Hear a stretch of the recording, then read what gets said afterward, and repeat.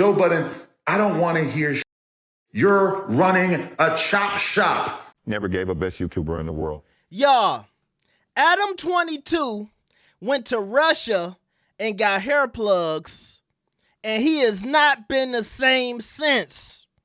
Now he back talking about the big three in podcasting, and he is calling out Joe Budden. Let's see what he got to say. Joe Budden, you zesty perkhead motherfucker. Somebody sent me a clip of Joe Budden claiming that No Jumper's doing real bad in terms of our views and everything. So let's do the science. Hold on, bro. You see how Adam hair is sticking up in the front? That's the hair plugs, all right? I just want to point that out. Joe Budden's channel has got 12 million views in the past month. No Jumper's main channel plus our Clips channel has done about 26, 27 million views for the past month. So we are 2 times by far what you have going on. And on top of that, we kill it on Facebook. We kill it on Snapchat. We have 3 million followers on Instagram, and we make a huge amount of money on there. Joe Budden, I don't want to hear shit. You're running a chop shop. You might have the whole hip hop media gassed into thinking that you're really killing it like that. But trust me, when you want to talk about who's really doing business out here, it's not you. There's a big 3 and you're not in it. It's me, Vlad, and that fat motherfucker you were sitting. Okay. I like that energy, Adam. That boy on hard like his hair plugs, because his hair plugs, they going straight up. He got some Viagra on his head, all right? Now, anyway, I still like the energy. At the end, he gave academics a little bit of smokes talking about that fat motherfucker. If y'all don't know, Ak and Joe Budden did a podcast together, so that's where Adam is getting this smoke from, okay? Now, let's just be real. I like Adam. I like No Jumper. I like Poetic Flacco. But he can talk about numbers all day. He can have the numbers. That's fine.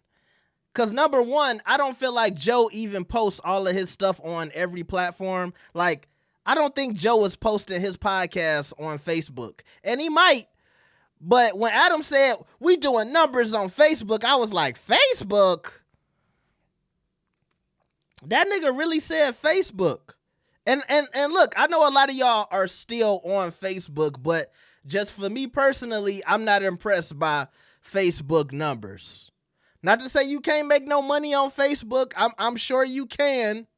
I remember a while ago, Facebook was paying people to stream on there. They actually approached me. They wanted to give me a bag to come on there and stream on Facebook. But who was gonna watch me on Facebook? I turned the money down. I'm just being real with y'all. But anyway, like I was saying, I don't think Joe is in the business of posting clips everywhere. You know, I even noticed this about academics. Academics has been killing it during this Drake and this Rick Ross thing because he's posting content on 3 YouTube channels.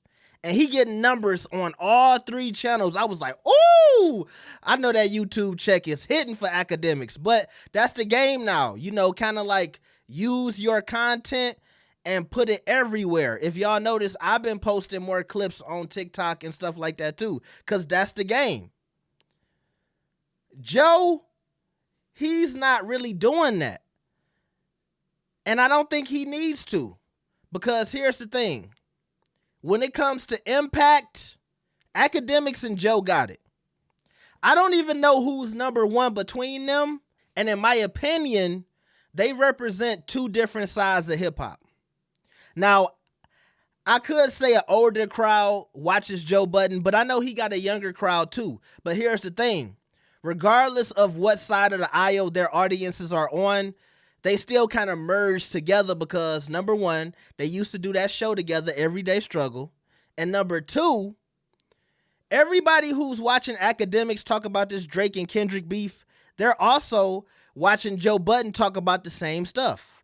And so that's where they can kind of merge because there will always be a topic that people will watch both of them for. You see what I'm saying? And the same thing with me. It trickles down to little niggas like me because I look at my analytics and it says the people that watch you, they watch Joe Budden. The people that watch you, they watch academics. The people that watch you, they watch No Jumper. So it all trickles down to little niggas like me, but still, I feel like the impact is Joe and Ak 1 and 2. Adam, he's number 3. I'll give that to him. And I think DJ Vlad is number 4, but I don't think people are tuning in to No Jumper to see what they got to say about the rap beef. I don't think people are tuning in to No Jumper to see what they got to say about Nicki Minaj and Cardi B. People or hip hop fans watch No Jumper because of the controversy, the drama. No Jumper has successfully created drama and beef within their own organization that attracts the hip hop audience. We love beef. We love gang politics. And that's another thing about No Jumper. They seem to be the YouTube channel that is like the number one authority on California gang politics, right? And there's a lot of that stuff going on. Then you got the Whack 100 piece of the pie, because Whack has been bringing his own audience to No Jumper. And now I feel like No Jumper is the Whack 100 headquarters. Then you got Poetic Flacco. He talks a lot about, beef and gangs. Remember, he has that big YouTube video about the death of Young Dolph.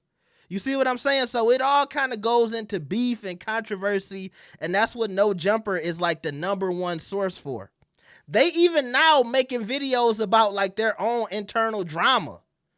I saw a video yesterday about the DW Flame guy, and they was like, oh, like this is a video that they're actually like, like it's like they making news report videos about shit that goes on in the office. And they was like, yo, Adam22 called DW Flame a bitch or something like that, and he walked out and he got mad. But this is them reporting on themselves. It's not like me reporting on it. They actually doing it themselves, which is the monopoly that they got going on. They using their selves as the content. And I feel like that's why you can't really put them in the same conversation as Joe Budden and academics, because people actually care about their opinions when it comes to music.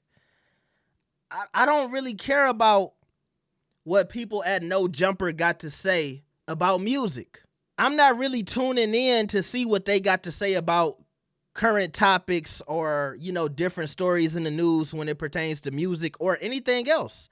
I'll listen to Whack and Adam go back and forth about topics. I'll even listen to Poetic Flacco and what he has to say about beef and the Drake beef and all that type of shit.